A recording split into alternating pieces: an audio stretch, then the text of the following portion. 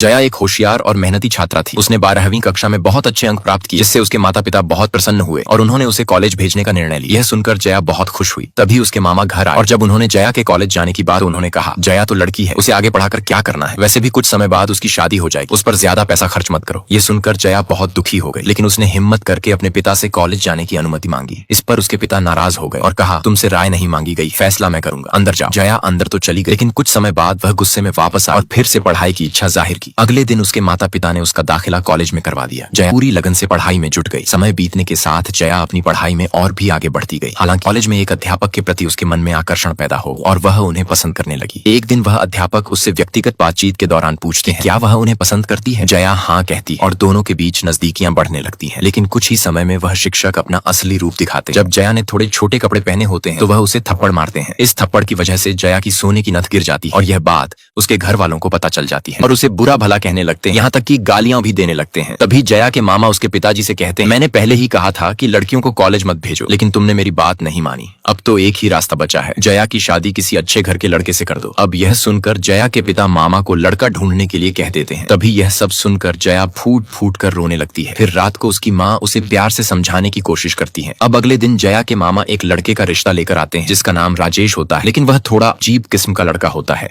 और तभी जया उसके लिए चाय लेकर आती है। तभी राजेश उसे देखकर पसंद कर लेता है और फिर दोनों अकेले में बात करने चले जाते हैं। तभी अकेले में राजेश जया से अजीब सवाल पूछता है कि यहाँ ऑस्ट्रेलिया की मुर्गी का रेट कितना है? जया कहती है, मुझे नहीं पता। फिर राजेश जवाब देता है, मैं ऑस्ट्रेलिया 160 में बेचता हूँ, यहाँ कितना है? तभी जया कहती है, यहाँ तो 140 में मिल रही है। इस पर राजेश कहता है, ठीक है, मैं तुम्हारे लिए 135 कर दूंगा, क्योंकि मैं होलसेल में बेचता हूँ। फिर जया पूछती है, मुर्गी के अलावा और क्या बेचते हो? राजेश जवाब देता है, मुर्गी के साथ साथ बत्तख और देसी मुर्गी भी बेचता हूँ। तभी राजेश की इन बातों से जया पूरी तरह हक्का बक्का रह जाती है, लेकिन पता नहीं क्यों अगली ही सुबह वह राजेश से शादी करने के लिए तैयार हो जाती है। तभी शादी के समय जया के मामा नाटक करते हुए चिड़िया की तरह रोने लगते हैं। तभी जया मन ही मन सोचती, साला बूढ़ा कुत्ते जैसी शक्ल बनाकर सबके सामने एक्टिंग कर रहा है और जानबूझकर इतनी जल्दी मेरी शादी करवा दी और अब नाटक कर रहा है। अब जया की विदाई का समय आता है तो सब लोग रोने लगते हैं, जैसे आंसुओं की नदी बह रही हो। यह देखकर जया सोचती है, सब लोग ओवर एक्टिंग कर रहे हैं। इसके बाद जया अपने ससुराल पहुंचती और जैसे ही वह घर के अंदर जाती है, देखती है कि हर जगह का सामान टूटा फूटा है। शीशे टूटे हुए हैं, टीवी का रिमोट रबड़ से बंधा है, टेबल की टांग लकड़ी के टुकड़े से जुगाड़ में जोड़ी गई है और सारी कुर्सियां रिपेयर की हुई हैं। तभी उसकी सास पूछती हैं, घर कैसा लगा? जया मन में सोचती है, यह तो किसी रिपेयरिंग के गोदाम जैसा लग रहा है। अब अगले दिन जब जया वॉशिंग मशीन में कपड़े डालती तो मशीन जोर जोर से हिलने लगती है, जिससे वह डर जाती है और तभी उसकी भाभी कहती हैं, हमारे यहाँ ऐसे ही होता है। फिर अगले दिन जया यूट्यूब से देखकर ट्रायल मशीन को साफ करने लगती है। तभी पास बैठी उसकी सास कहती है, इसे खराब मत कर देना बहू। इस पर जया हंसते हुए कहती, टूटा हुआ भंगार को और क्या खराब करेगी। अब रात को राजेश जया से पूछता है, क्या तुम क्लिनिक प्लस शैम्पू लगाती हो? जया कहती है, हाँ क्यों? राजेश जवाब देता है, इसीलिए तुम्हारे बाल झड़ रहे हैं, लेकिन मैं तो डव इस्तेमाल करती, इसीलिए आज तक मेरा एक भी बाल बांका नहीं हुआ।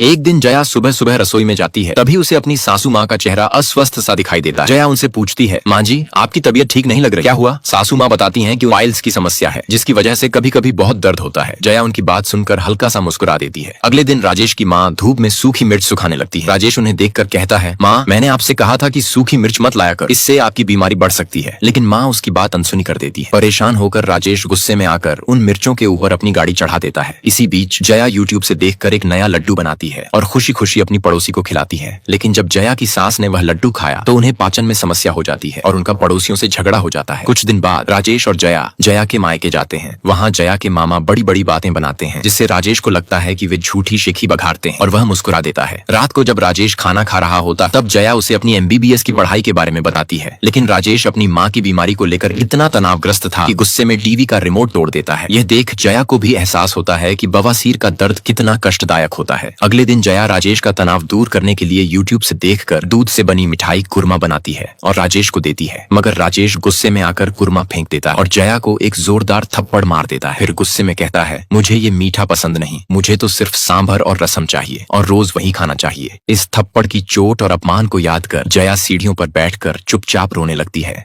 लगती है। उसे मनाने के लिए राजेश जया को फिल्म हॉल में फिल्म दिखाने ले जाता है, लेकिन जया वहाँ बैठी बैठी अब भी उस थप्पड़ के बारे में ही सोचती रहती है। पहले कॉलेज में टीचर से थप्पड़ खाया था और उसी की वजह से राजेश से शादी कर ली थी, और अब वही राजेश मुझे सांभर के लिए थप्पड़ मार रहा है। राजेश जया को खुश करने के उसे बढ़िया चिकन और पराठा खिलाता है ताकि वह गुस्सा शांत कर और रात में राजेश के साथ अंतरंग हो सके, लेकिन जया थप्पड़ की वजह से रात में राजेश को पास नहीं आने देती। इससे नाराज होकर अगली सुबह राजेश फिर जया को कान के नीचे एक और थप्पड़ मार देता है और उसे फिर से फिल्म दिखाने ले जाता है ताकि जया का मूड अच्छा हो जाए, मगर जया फिर भी राजेश के करीब नहीं आती। राजेश अब रोज रोज जया को थप्पड़ मार और फिर फिल्म दिखाने का सिलसिला शुरू कर देता है। परेशान होकर एक दिन जया अपनी माँ को सारी बातें बताती, लेकिन उसकी माँ कहती है, हम औरतों का फर्ज है अपने पति को खुश रखना, इसलिए तुम भी राजेश को खुश रखने की कोशिश करो और सब कुछ सहकर चलो। जया अपनी जिद पर अड़ी रहती है। इसी वजह से राजेश रोज गुस्से में खाना फेंकने लगता है। इसी बीच एक दिन राजेश अपनी जीन्स पैंट ढूंढ रहा होता है, लेकिन उसे एक भी जीन्स नहीं मिलती। जब वह जया से पूछता है तो जया कहती है, मैंने सारी जीन्स धो दी हैं। यह सुनकर राजेश फिर से जया को जोरदार थप्पड़ मार देता है। अब जया का सब्र टूट जाता है। वह रोते हुए अपने पिता को सारी बातें बताती है, लेकिन उसके पिता भी चुपचाप रहते और बिना कुछ सुने फोन काट देते हैं। यह देख जया फूट फूट कर रोने लगती है। एक रात जया की भाभी ने उसे हिम्मत देते हुए कहा, तुम खुद को मजबूत बनाओ ताकि राजेश तुमसे डरने लगे। जया ने भाभी की इस बात को गंभीरता से लिया और अगले दिन से बिना डरे घर में सोफे पर मस्ती से बैठकर मोबाइल देखने लगी। तभी गुस्से में राजेश आता है और जया के ईयरफोन तोड़ देता है। वह जया का मोबाइल भी तोड़ने की कोशिश करता है, लेकिन अब जया पहले वाली कमजोर जया नहीं रही। अब वह सिंघम की तरह ताकतवर बन चुकी थी। जैसे ही राजेश मोबाइल छीनने की कोशिश करता है, जया मजबूती से मोबाइल पकड़ लेती और उसे नहीं देती। राजेश गुस्से में उसे थप्पड़ मारने के लिए हाथ उठाता है, लेकिन जया राजेश का हाथ बीच में ही पकड़ लेती और गुस्से में एक जोरदार लात मारती है। राजेश उड़कर सीधा टेबल के अंदर जा गिरता है। दरअसल जया रोज रोज थप्पड़ खाने की वजह से चुपचाप रातों को यूट्यूब से कुंग फू की प्रैक्टिस वीडियो देखती थी और खुद को मजबूत बनाने के लिए गुपचुप अभ्यास कर रही थी। आज उसी मेहनत का नतीजा था कि उसने राजेश को इतना जोरदार जवाब दिया। राजेश जया की इस मार से बुरी तरह डर जाता है और टेबल से बाहर निकलने के लिए टेबल को ही तोड़ देता है। डरते डरते वह पहले अपनी लुंगी ठीक करता है। जया फिर टेबल पर राजेश के लिए खाना परोसती है, लेकिन मार खाने के बाद राजेश की हालत ऐसी हो जाती है कि उसे भूख ही नहीं लगती। अगले दिन सुबह राजेश अपनी हालत और जया की सिंघम जैसी ताकत को सोचकर डरता रहता है। फिर वह दर्द से राहत पाने के लिए दवाई की दुकान जाता है और दुकानदार से कहता है, भाई साहब मुझे लात लगी, उसकी दवाई चाहिए। तब दुकानदार हंसते हुए कहता है, भाई साहब पहले अस्पताल जाकर स्कैनिंग करा लो, फिर दवाई ले। इसलिए वह रात को अपनी मुर्गी फार्म पर ही बैठकर दर्द सह रहा था। तभी राजेश के आदमी आकर पूछते हैं कि क्या हुआ और उसे घर चलने के लिए कहते हैं। इस पर राजेश कहता है, तुम्हारी भाभी ने बड़ी जोरदार मारी है, इसीलिए अभी उठ नहीं सकता। राजेश के आदमियों ने उसे अस्पताल जाकर इलाज कराने की सलाह दी। फिर राजेश लंगड़ाते हुए अपनी गाड़ी के पास जाता है और किसी तरह घर लौट आता है। घर पहुंचते ही दर्द के कारण वह अपनी गाड़ी को सही तरीके से पार्क भी नहीं कर पाता, जिसे देखकर उसकी माँ और भाभी सोचती हैं कि आज राजेश नशा करके आया है। राजेश लंगड़ाते हुए धीरे धीरे घर के अंदर जाता है। तभी उसकी गाड़ी की चाबी नीचे गिर जाती है। दर्द के कारण वह झुककर चाबी भी नहीं उठा पाता। उसकी माँ पूछती है, क्या आज तू शराब पीकर आया है? इस पर राजेश कहता है, नहीं माँ, मैंने शराब को कभी हाथ भी नहीं लगाया। राजेश की माँ उसे डांटते हुए कहती है, रोज उस बेचारी जया को मारता है और खुद शराब पीकर घर आता है। माँ की बात सुनकर राजेश हैरान होकर जया की ओर देखता है और मन ही मन उस दिन की सिंघम वाली लात को याद करता है। फिर वह माँ से कहता है, मैंने गलती से जया पर हाथ उठा दिया था। इसके बाद राजेश फिर से चाबी उठाने की कोशिश करता है, लेकिन झुक नहीं पाता, इसलिए चाबी को ही लात मारकर दूर फेंक देता है। रात को राजेश डरते डरते बिस्तर पर लेटता है, लेकिन सो नहीं पाता। जैसे ही जया होश में आती है, राजेश डरते हुए उससे पूछता है, क्या तुमने कराटे सीखा? इस पर जया बिना कुछ कहे चुपचाप सो जाती है और राजेश डर के मारे पूरी रात जागता रहता है।